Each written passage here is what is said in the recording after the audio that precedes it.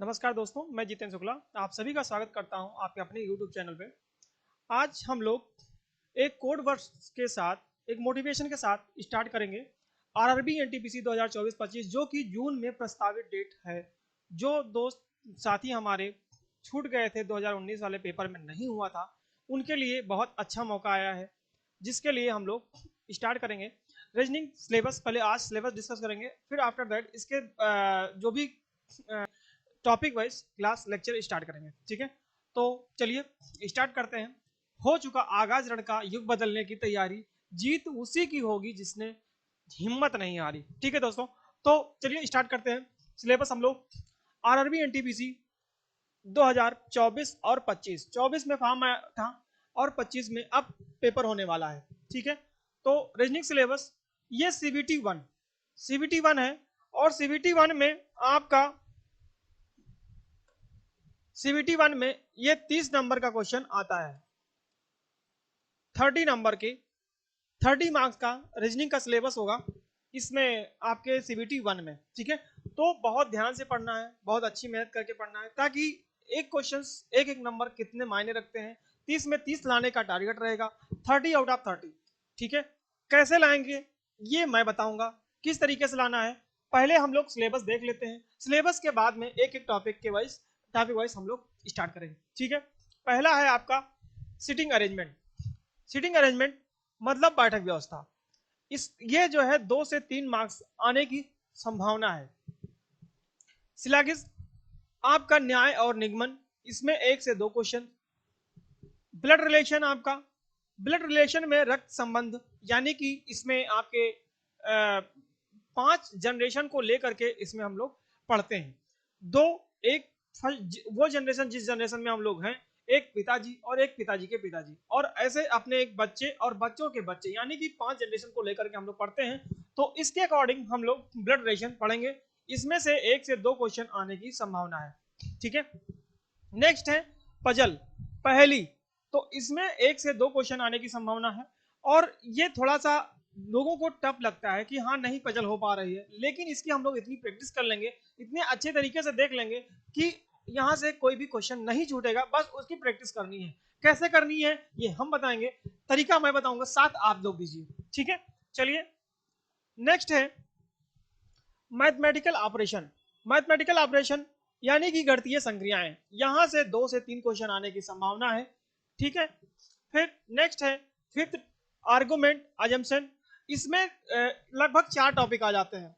ठीक है, कथन, निष्कर्ष, पूर्व अवधारणाएं, ये सब मिला करके लगभग 2 से 3 क्वेश्चन पूछे जाने की इसमें संभावना बनती है। ठीक, नेक्स्ट है डायरेक्शन। डायरेक्शन में आप दिशा, यानी 1 से 2 क्वेश्चन। इसमें क्या होता है कि आप नॉर्थ साउथ ईस्ट वेस्ट, फिर उसके बीच में आपका जो north east, north west, south east, south west, इस तरीके से जो 4 डायरेक्शन 8 डायरेक्शन से बनती हैं, तो उन चीजों को हम लोग दिशा में पढ़ेंगे।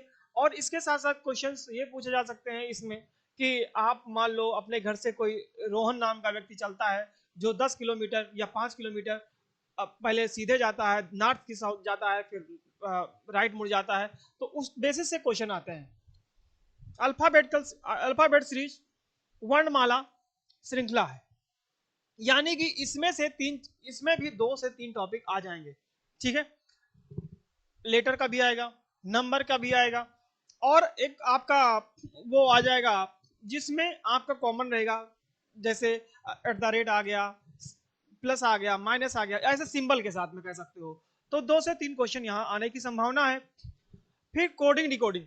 कोडिंग डिकोडिंग में आपको जो अल्फाबेट हम लोग स्टार्ट करेंगे, तो अल्फाबेट में हम लोग नंबरिंग पढ़ेंगे, कौन किस नंबर पे आता है। एबीसीडी तो सब लोग पढ़ के आए हैं, बिना उसके पढ़े हम लोग यहाँ तक पहुंचे नहीं है, लेकिन कौन किस नंबर पे आएगा, जैसे ए का 1 है, बी का 2 है, सी का 3 है, जेड का 26 है, इस बीच में जितने आएंगे उनको हमको ध्यान रखना है कि 1 2 3, यानी कि मान लो 15 नंबर पे कौन सा आएगा, तो उसका नंबर पता होना चाहिए कि वो आएगा। ठीक है, तो इस तरीके से ध्यान रखेंगे।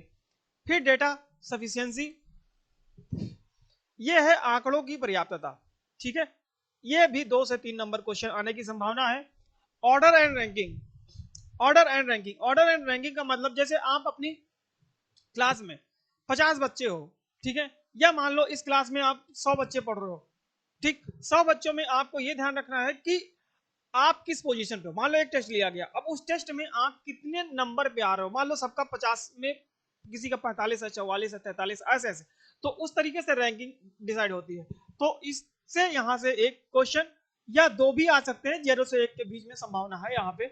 फिर यहाँ पे वाटर इमेज, मिरर इमेज, कागज का फोल्ड करना, यहां से इस क्वेश्चन में पूछे जाने की संभावना है।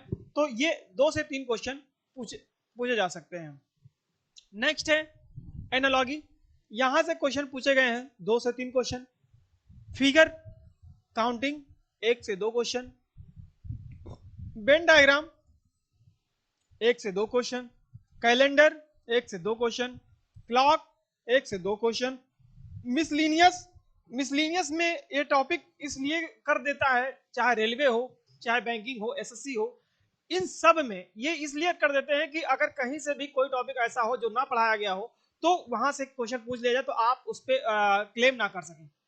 इसका मतलब समझ रहे हो, यानी कि हमको सब कुछ पढ़ना है। ठीक है, तो हम लोग इस टॉपिक को तो पढ़ेंगे ही पढ़ेंगे जो इसका मेन सिलेबस है। आफ्टर दैट इसके साथ साथ हम लोग वो भी पढ़ेंगे जो चीज नहीं आई हुई उसको लेकर के पढ़ेंगे प्रीवियस ईयर पेपर के अकॉर्डिंग, कि कहां से क्या क्वेश्चन इधर उधर से पूछता है, तो उसको भी नहीं छोड़ना है। ठीक है, तो ये आपके टॉपिक हो गए। इन सबको वैसे तो 17 टॉपिक है, लेकिन इसमें से कम 20 से 22 टॉपिक क्लियर टोटल हो जाएंगे।